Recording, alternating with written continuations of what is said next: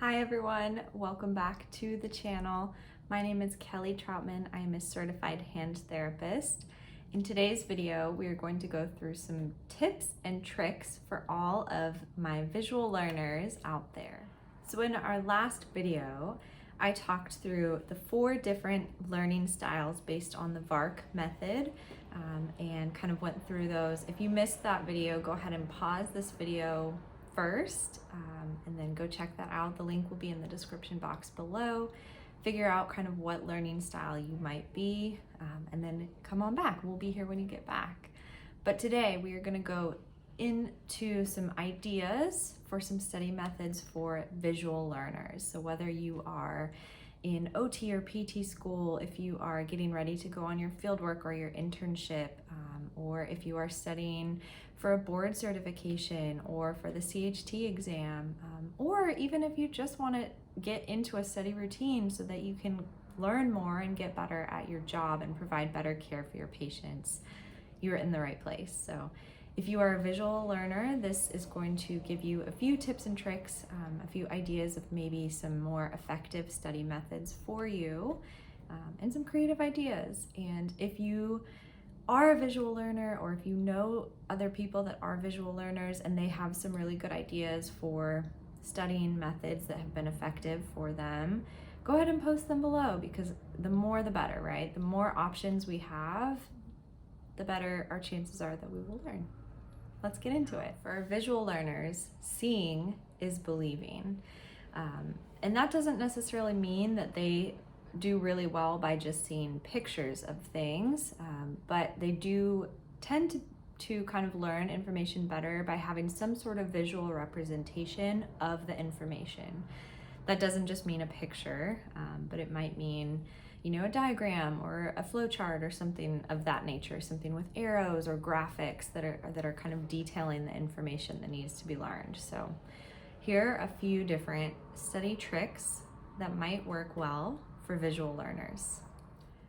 One method for visual learners might be using a whiteboard, something that you can write and rewrite or draw and redraw multiple times to best visualize the information. You might practice by drawing out diagrams, flowcharts, any type of, you know, kind of mind map or written flow of information that helps you visualize and memorize the information or kind of retain the information better. A common study method that a lot of people use is study guides.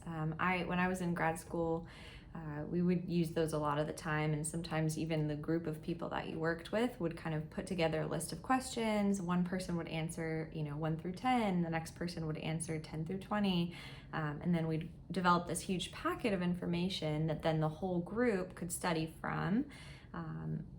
And that's not necessarily the best, or it wasn't the best for me, I should say. For some people that might work really well. But if you are a visual learner and you like to use the idea of study guides, one thing that you could do is, instead of answering the question with words or with like a paragraph explanation, and you could make this for yourself too. I just drew something up on my iPad on GoodNotes, but if you create yourself like a little study guide like this, with different questions, or categories or topics that you need to learn. And then underneath, so you can see my light in the reflection, underneath like each category, you can put in a drawing or a flow chart, or if you like to list things out a certain way, you can kind of like have some flexibility there. So it doesn't necessarily have to be a study guide where you answer the questions with paragraphs or with words even, but maybe you like to use a flow chart underneath this area, or some diagrams with arrows or whatever it might be that kind of helps you remember the information. So that's one study trick that I actually think would be really helpful. It's like creating yourself a little study guide, a fill in the blank with different topics that you need to learn, and filling it out in a more visual oriented way with some different flowcharts or diagrams. You could also create diagrams for yourself, almost like I'm using a lot of anatomy based information here, but you could again take all of these ideas and kind of translate them to other topics too. But I was thinking back to kind of when you had these diagrams of different bony landmarks or of the muscles or whatever it might be that you're studying. You can take a blank diagram like this and you could either illustrate, like this is an illustration that I did for myself, or you could take a picture off of Google. You're just using it for yourself, so you don't have to worry about that. And then label it, and then instead of just identifying each part, maybe you have, you know, kind of like a topic that you want to list through, or maybe like for each carpal bone, you want to list out, okay, which, you know, intrinsic ligaments connect to these, or what pathology is common with this carpal bone, or something like that. So it's just kind of a matter of figuring out what topic you need to study, and maybe finding a way that you could use a diagram to help spark the memory for you if you're a visual oriented person. So that's what I think could be potentially a helpful idea is, you know, maybe you're trying to learn wrist pathology or wrist diagnoses. And so you take a diagram like this that's labeled, and with each carpal bone or with each, you know, kind of part that's labeled here, you can say, okay, common injuries at the scaphoid include fractures, you know, avascular necrosis, scapholunate tears, etc., and kind of going through that way. Another strategy that could be helpful for visual oriented learners is using mind maps, right? This idea of filling in kind of this organizational chart where you can understand how each object relates to each other. And there are tons of ideas of different mind map aesthetics and variations, and you can actually find a lot of good ideas on Canva as well if you're familiar with that. It's a website. If you just type in mind map on Canva, I think it's canva.com, you can find a ton of different like designs to kind of inspire you to make it more aesthetic for what you like. This is one example of what a mind map could look like. So again, kind of thinking through in the center tile, right? That's our keystone, right? That's the main topic that we're studying. And then you've laid out kind of color coordinated arrows with the different subcategories, and then kind of listing out each component of the subcategory. And you could take it even a step farther.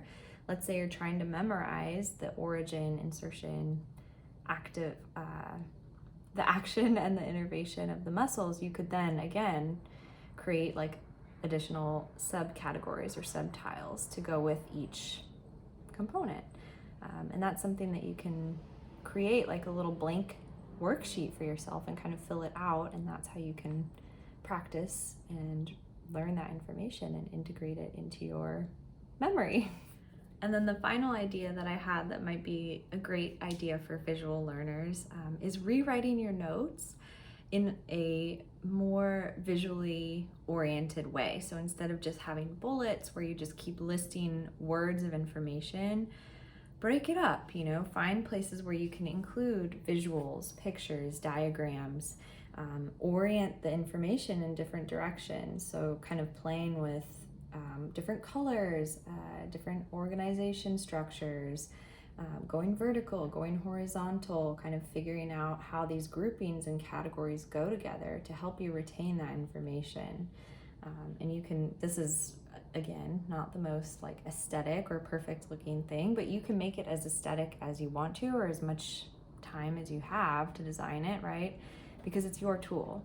So it's just finding the method that works best for you, and then taking the time while you're studying to kind of go through some of these methods that might actually help you retain the information better than some of the other more common like traditional types of study methods. So again, all of these like, sorry, my hand's struggling. All of these like ideas that I came up with, I drew on the GoodNotes app on the iPad, but there's probably tons of other great apps out there. Or if you don't use electronic devices like an iPad, you know, you could create something just as easily with a spiral bound notebook or a bullet journal or whatever you like.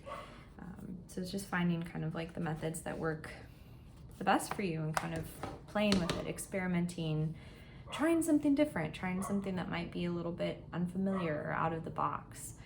and see how it goes, because it might be actually more effective than some of the methods you've tried in the past. Okay, everyone, that is it for today's video. I hope that you enjoyed that. Thank you all so much for watching.